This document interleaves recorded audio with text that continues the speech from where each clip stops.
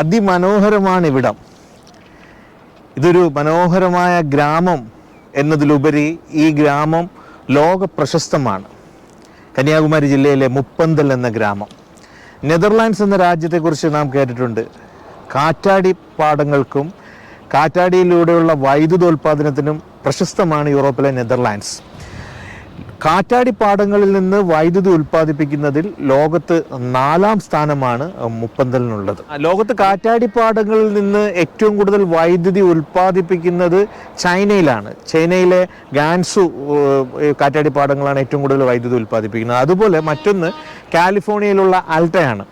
3ാം സ്ഥാനം ഒരു കാലത്ത് മുപ്പന്തലിനായിരുന്നു. പിന്നീട് ജെയ്സാൽമീറിലെ കാറ്റാടിപ്പാടങ്ങൾ വന്നതോടുകൂടി മുപ്പന്തൽ 4ാം സ്ഥാനത്തെത്തി. അപ്പോൾ ഈ കാറ്റാടിപ്പാടങ്ങൾ 1986 ഇത് കൂടെ കമ്മീഷൻ ചെയ്യപ്പെടുന്നത്. മനോഹരമായ കാഴ്ചയാണ്. പകല് ഈ കാഴ്ചകൾക്കൊരു പ്രത്യേക സൗന്ദര്യവും രാത്രി മറ്റൊരു സൗന്ദര്യവുമാണ്. കാറ്റിനെ ഏറ്റവും മനോഹരമായ ഈ നാഞ്ചിനാട്ടിലെത്തുന്ന കാറ്റുകളെ അതിമനോഹരമായ രീതിയിൽ എത്തുന്ന കാറ്റിനെ വൈദ്യുതിയാക്കി മാറ്റി ജനജീവിതത്തിൻ്റെ വിവിധ തലങ്ങളിൽ എത്തിക്കുന്നു എന്നുള്ളത് ഈ ഗ്രാമത്തെ ലോക ശ്രദ്ധേയമാക്കുന്നു. ഇവിടെ ഒരു ഇഷക്കിയമ്മൻ ക്ഷേത്രമുണ്ട്. മുപ്പന്തലിലെ ക്ഷേത്രവും വളരെ പുരാതനമായ ക്ഷേത്രമാണ്. കളിയങ്കാട്ട് നീലി എന്ന യക്ഷി സങ്കല്പവുമായി വളരെ പ്രശസ്തമായ ക്ഷേത്രം കൂടെയാണത്. ഒരു കാലത്ത് സ്ത്രീകളുടെ ഉയർത്തെഴുന്നേൽപ്പിൻ്റെ ഭാവനാ സ്വരൂപങ്ങളായിരുന്നു യക്ഷികൾ. പീഡിതരായ സ്ത്രീകളുടെ ഉയർത്തെഴുന്നേൽപ്പിൻ്റെ ഭാവനാ സ്വരൂപങ്ങളായിരുന്നു. അത്തരത്തിലൊരു ഇഷക്കിയമ്മൻ ക്ഷേത്രവും മുപ്പന്തലിലുണ്ട്.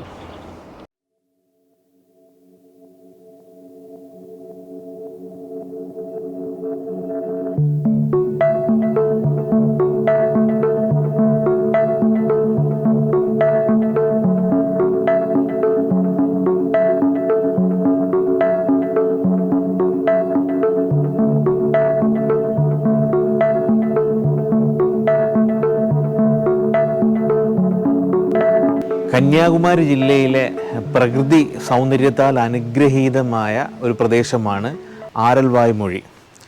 ആരൽവായ്മൊഴിയിലെ കാറ്റാടിമല എന്ന സുന്ദരമായ ഒരു പ്രദേശത്താണ് ഈ കാഴ്ചകൾ നമുക്ക് കാണാനുള്ളത്.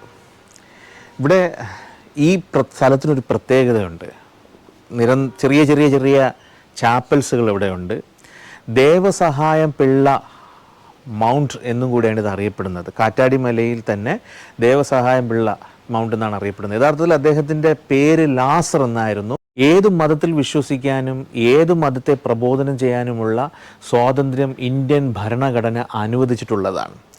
മതപരിവർത്തനത്തെ ഒരു രാജ്യവും പല രാജ്യങ്ങളും മതപരിവർത്തനം കുറ്റകരമായിട്ട് കാണുമ്പോൾ ഭാരതത്തിൽ ഏത് മതവും അനുഷ്ഠിക്കാനുള്ള സ്വാതന്ത്ര്യമുണ്ട്. എന്നാൽ ഒരു കാലത്ത് രാജഭരണകാലത്ത് പോലും ഇഷ്ടമുള്ള മതങ്ങൾ എല്ലാവർക്കും സ്വീകരിക്കാൻ കഴിയുമായിരുന്നില്ല. 1712 കന്യാകുമാരി ജില്ലയിലെ നട്ടാലം എന്ന പ്രദേശത്ത് ഒരു ബ്രാഹ്മണ കുടുംബത്തിൽ ജനിച്ച നീലകണ്ഠൻ എന്ന കുട്ടി തൻ്റെ 28ാമത്തെ വയസ്സിൽ അന്നത്തെ രാജാവായിരുന്ന മാർത്താണ്ഡവർമ്മയുടെ കോടതിയിലെ ഉന്നത ഉദ്യോഗസ്ഥനായിട്ട് മാറുന്നു.